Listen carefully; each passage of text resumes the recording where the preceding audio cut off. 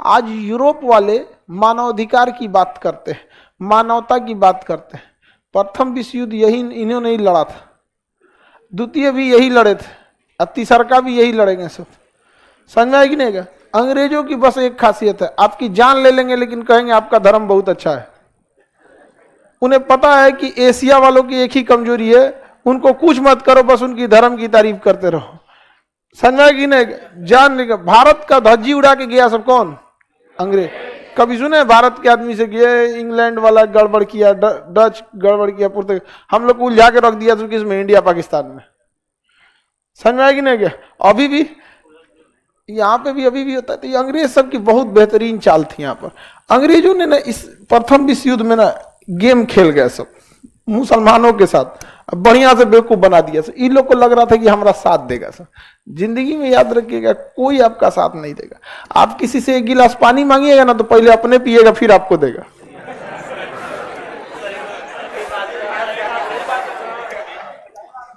तो फिर आप साथ देने की बात कर रहे हैं? हाँ, जिंदगी भर कोई किसी का साथ नहीं देता है। लोग अंतिम समय में अर्थी भी ले जाते हैं कंधे बदल बदल के, जबकि पता है कि अब ये दोबारा आने वाला नहीं। तो जब अर्थी जब आदमी कंधा बदल के ले जाता है तो किस तरह से आप लोग विश्वास कर लेते हैं कि जिंदगी भर साथ देगा? लड़की लोग इस सब चीज से बच के रहेगा। लड़का हैवी हैवी वर्ड फेंकेगा इसे, समझ में आ गया कि नहीं? एकदम कठोर रहिएगा। हम आप लोग को भी समझाते हैं, आप लोग नहीं समझती हैं, लेकिन लड़कों को जब समझाते हैं कि लड़की कितना मुस्कुराए हंसे ध्यान मत देना, तू समझ जाता है सर। हम तो दोनों को बराबर समझाते हैं। नया साल आ गया है, कोई लड़की लड़का को परेशान नहीं करेगी सब। बेचारा सीधा साधा लड़का रहता है तो उसको इसे हंस हंस के इसे बर्बाद कर देती है। समझ में आ गई ना? सब लड़की लोग शपथ लेगी लोग कि हम किसी लड़का को परेशान नहीं करेंगे। समझ में आ गया कि नहीं आ गया? और लड़का लोग भी बच बचा के रहना लोग, ये उम्र है ऐसा, परेशान हो जाएंगे आप लोग। और एक चीज दिमाग में बैठा लीजिएगा, हर लड़का और लड़की एक ही गलती करता है। जो आपको पसंद नहीं करेगा आप जान भी दे दीजिएगा, उसको कोई फर्क नहीं पड़ता है। ये गलतफहमी में आप रहते हैं कि हमारा पसंद ना कर रहा है, हम दो सैड सॉन्ग सुन लेंगे, ओकरे सामने उदास होकर खड़ा हो जाएंगे, ओकर देख के हम उदास हो जाएंगे तो दिल में जगह बन। कुछ नहीं होता। आप अपने पे लेके देखिए ना, आप किसी को नहीं पसंद करते हैं, उससे क्या फर्क पड़ता है? कोई फर्क नहीं पड़ता।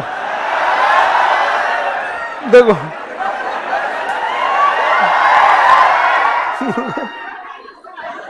तो लड़का हो या लड़की, इस गलतफहमी से निकल जाए कि जो आपको पसंद नहीं करेगा वो कभी नहीं करेगा।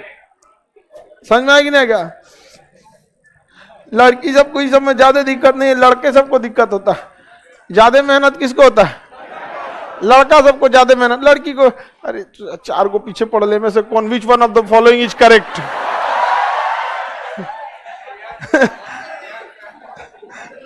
और आप लोग के लिए बहुत दिक्कत हो जाता है।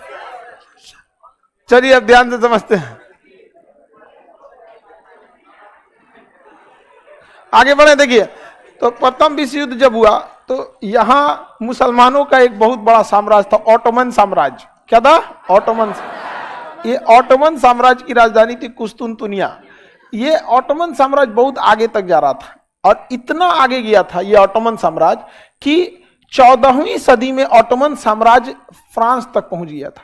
और यहां आप गौर करेंगे कि स्पेन और पुर्तगाल से बहुत सारे खोजी दल बाहर गए थे। कोनो ससुर अमेरिका खोजा, कोनो कनाडा, कोनो ब्राजील, बार्थोलोमियो डियाज यहाँ खोज दिया, कोलंबस ये वास्को डी गामा भारत खोज दिया। एक्चुअल में ये खोजे जरूर थे, लेकिन इनका एक और चीज था कि ये ऑटोमन साम्राज्य इतना तेजी से विस्तार कर रहा था कि इनको अपने लिए भागने के लिए जगह भी खोजना था। लेकिन ऑटोमन साम्राज्य को चौपट कर दिया सब, यहाँ सब अंग्रेज सब। समझ में गया? जिसमें उनको पता चल गया था कि इनको कल्चर को चौपट करना है। तो ऑटोमन साम्राज्य में चौपट करने में ना वहाँ यूरोप वाले की महिलाओं ने बहुत साथ दिया था। जासूसी में आ जाती थी सब, एकदम सुंदर महिलाओं को रखते थे जासूसी में। जो सेना का कमांडर, उन्हीं को एक बार मुस्कुरा के देखती थी, सब खत्म। समझ में आ गया कि नहीं आ गया? बढ़िया बढ़िया सेनापति लोग दह गया लोग, तू कौन टेक्सी का मसाला है? समझ में आ गया कि नहीं आ गया? सीधे कोई देखो लड़का सब पाप पड़ेगा, इसे लड़की सब ऐसा कुछ नहीं करेगी। सब लड़का कितना सीधा होता है बेचारा, चुपचाप एकदम, हाँ बहुत सीधा होता है, उसको कंफर्म नहीं होता है। वो कब देखता है? जब ओकरा देख के कोई मुस्कुरा देगा, कहेगा और ये रेगिस्तान में भी हरियाली उग उसके मन में क्या हो जाता है? उम्मीद जग जाता है। समझ में आ गया कि नहीं आ गया? आगे बढ़े। तो पूरे यूरोप वाले तबाह कर दिया सब इस चीज को, ऑटोमन साम्राज्य को। अब पूरा एकदम बढ़िया। अब उस सेनापति को तलवार भाजना चाहिए, खाली समय में प्रैक्टिस करना चाहिए, तो खाली समय में बतिया रहे हैं, बहुत बढ़िया लग। इतना बुरी तरह से चौपट किया सबने इन लोगों को, ऑटोमन साम्राज्य वाले को, जिसका कोई हद नहीं। ऑटोमन साम्राज्य सिकुड़ता चला गया और लास्ट तक प्रथम विश्व युद्ध के दौरान इतना छोटा बच गया तुर्की, इतना छोटा बच गया। सोच सकते हैं कितना खतरनाक हथियार है। बहुत डेंजरस हथियार। अच्छा, वो जासूसी भी कर लेती हैं इस सब चीजों में, देखिएगा ना, जासूसी वगैरह बढ़िया से कर देती हैं। यहाँ पे अमेरिका वगैरह में देखिएगा ज्यादातर ऐसे ही जासूस मिलेंगे, इजराइल वगैरह, अमेरिका में।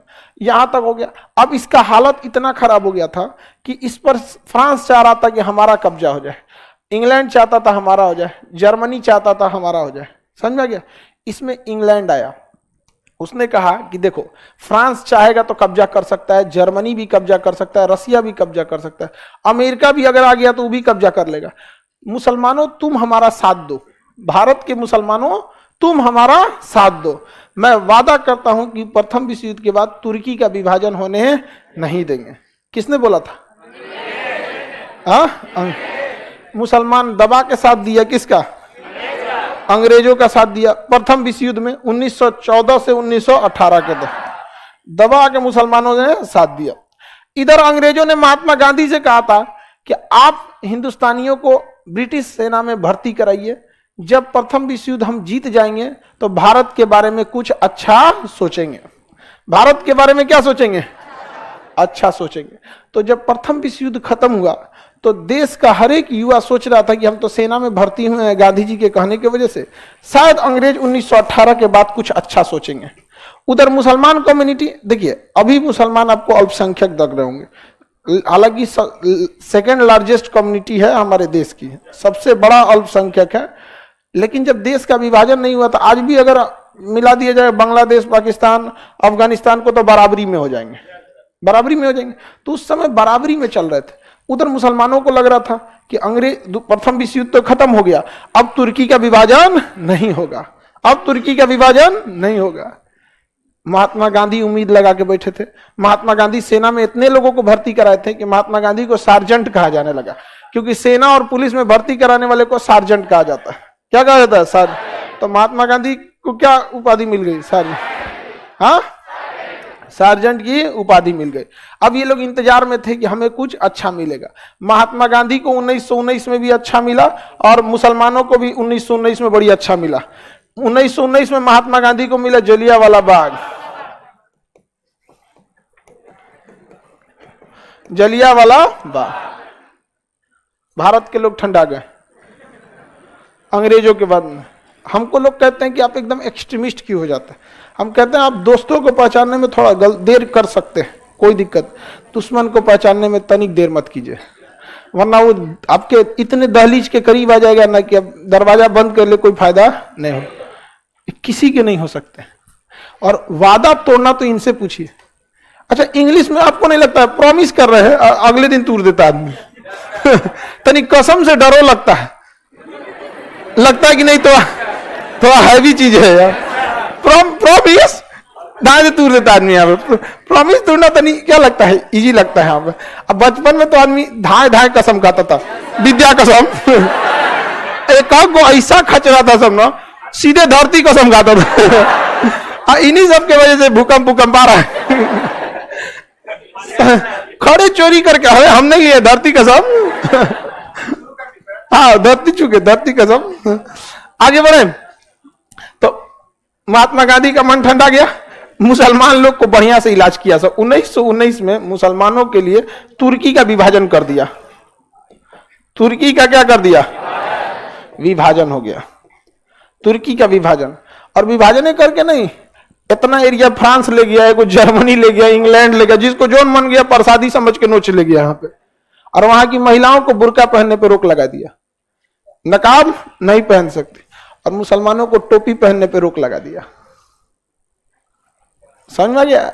जो ऑटोमन साम्राज्य स्पेन तक पहुंच गया था, उनके घर में उठ के उनको कपड़ा पहनने से उनके हिसाब से। और वहां पे अब जैसे हमारे देखिएगा, हिंदू या मुस्लिम दोनों में भी ना एक देखा जाएगा कि तो महिलाओं को बहुत ओपनली नहीं होता है इनके साथ। अब वो क्या किया ना, स्कूल में स्कर्ट पहनने का अलाउ कर दिया।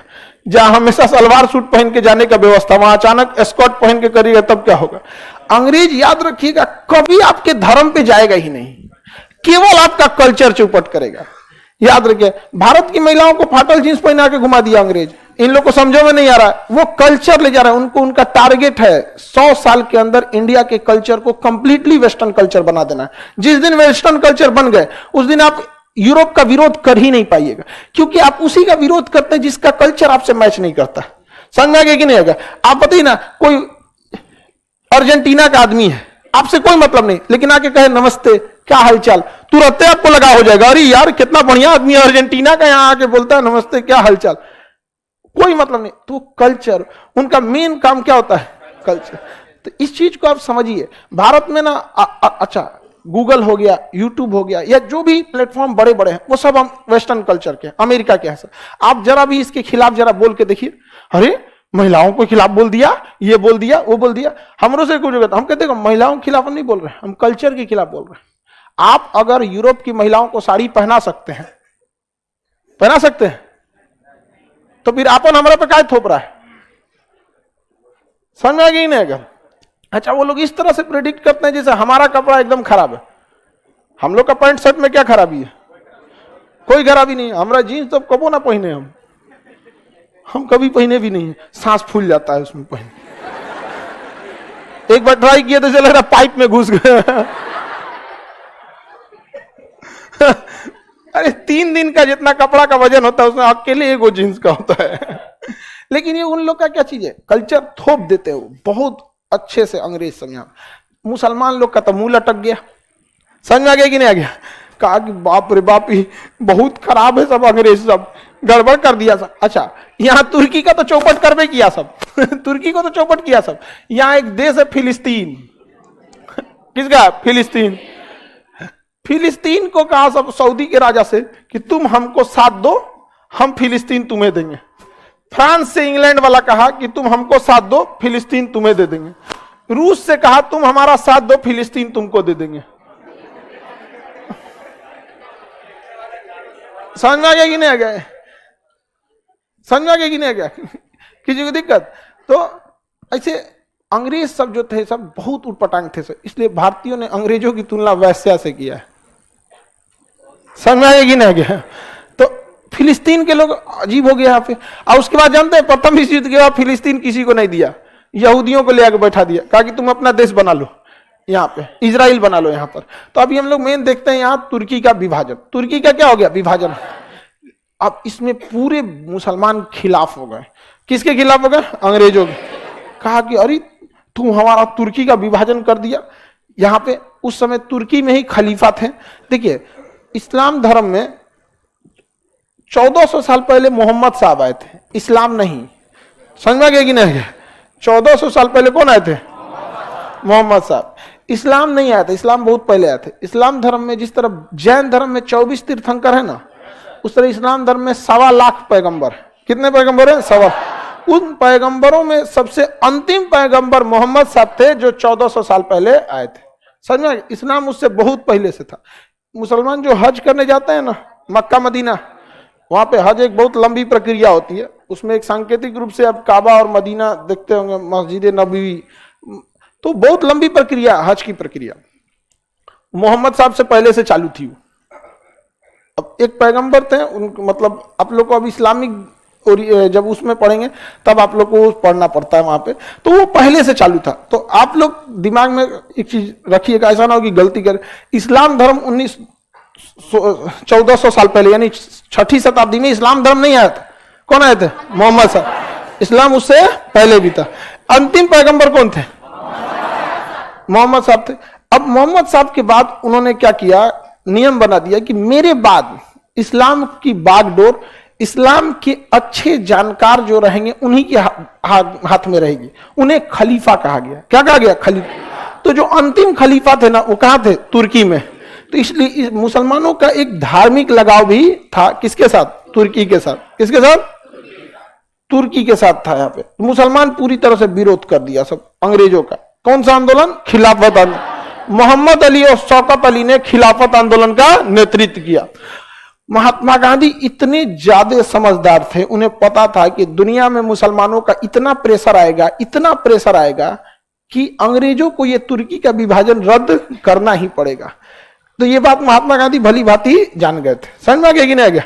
किसी को दिक्कत? आप देखिएगा किसान आंदोलन, जो किसान कृषि विधेयक था ना, तो कृषि विधेयक आया था 2020 में। ठीक है, 2020 में हम एक वीडियो बनाए थे, उसमें पूरा डिटेल से बनाए थे 45 मिनट का, और हम भाग गए थे कि इस आंदोलन को वापस लेना ही पड़ेगा वहां पे। अब 20 में हम बोले थे कि इसको वापस लेना पड़ेगा, 21 में वापस भी हो गया था। तो ऐसा नहीं है कि हम लोग कोई भविष्यवाणी जानते हैं, लेकिन हाँ कुछ स्थितियों को देख के समझ के लग जाता है कि कौन पीछे हटेगा, कौन पीछे नहीं हटेगा यहाँ पे। तो महात्मा गांधी को भी पता चल गया था कि तुर्की के विभाजन ज्यादा देर नहीं हो पाएगा। मुसलमानों की बात अंग्रेजों को माननी पड़ेगी, लेकिन अंग्रेज से आप कभी बात नहीं मनवा सकते हैं, याद रखिएगा। सांप काटेगा ना तुरंत लहरेगा, अंग्रेज काटेगा तो 12 साल बाद लहरेगा, 15 साल बाद। बिच्छी से खतरनाक है, आज काटेगा ना तो 20 साल बाद लहरेगा, याद नहीं आएगा लहर कह रहा है। समझ आ गया कि नहीं?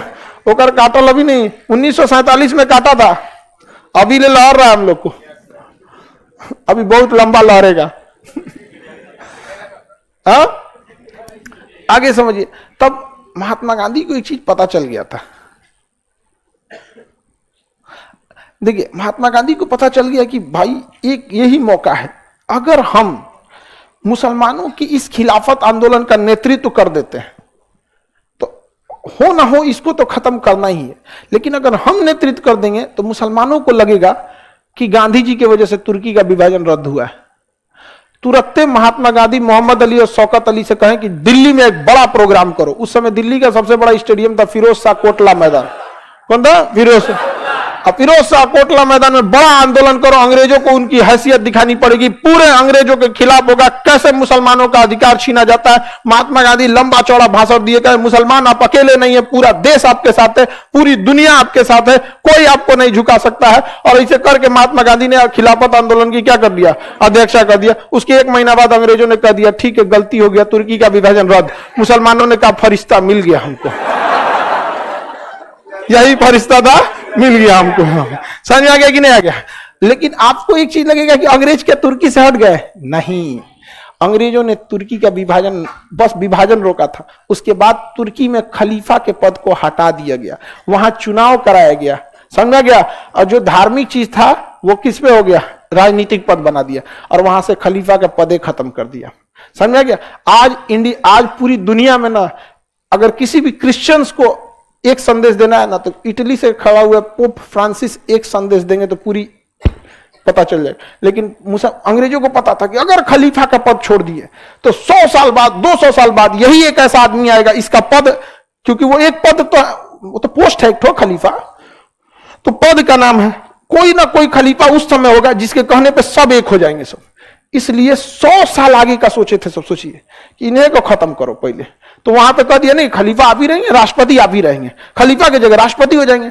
कह दिए 5 साल बाद चुनाव। पता था कि खलीफा की जगह दूसरा कोई ये करेगा। राजनीति में धर्म वाले ज्यादा देर चलते नहीं है। आज खलीफा के पदे खत्म हो। आज कोई कह दे पूरी इंडिया का, सीरिया में अलग विवाद चल रहा है, ईरान ओकरा मार रहा है, कोई सिया के नाम पे, कोई सुन्नी के नाम पे, कोई कुछ नाम से, कोई क्योंकि ये कोई है ये नहीं है। लेकिन वहां देख रहे हैं अभी भी पोप फ्रांसिस है वेटिकन सिटी में, और वेटिकन सिटी पूरा अलग कर दिया, कहा कि यहाँ के सब कुछ सर्वे सर्वा यही रहेंगे।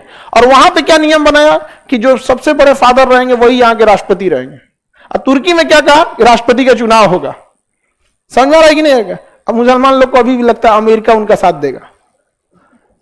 समझ आ गया कि नहीं? सऊदी अरब को अमेरिका खूब साथ देता है। जहां सऊदी अरब तो इनसे उड़ते हैं, इजराइल को फोन करता है मार देते इनको बम, ढाई दे मार देंगे। अरे बम मार दिया तुम, कैसे मार दिया, चल बोल, सऊदी मेरा बाबू,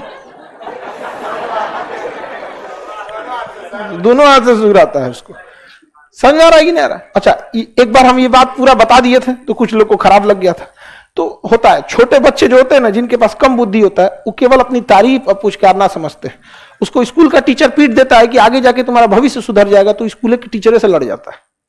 बचपन में हम लोग के साथ भी ऐसा होता है, तो लड़ो भैया, हमको क्या है, हम लोग टीचर हैं, लोग सफेद को पूरा सफेद बोलेंगे, काला को पूरा काला। नेता नहीं है कि सफेद लग रहा है,